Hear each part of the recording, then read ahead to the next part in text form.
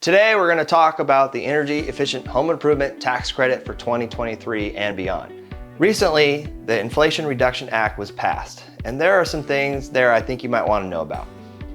If you're looking at home improvements that involve energy efficiency, one of them is called Section 25.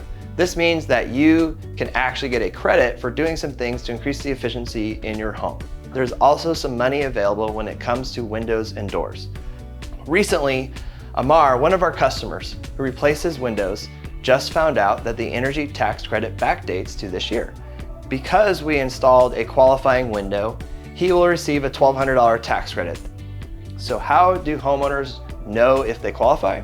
If you're familiar, you've heard of Energy Star. Well, Energy Star has a new rating called Energy Star 7.0. You will hear other window companies say you don't need these numbers and that it's overkill.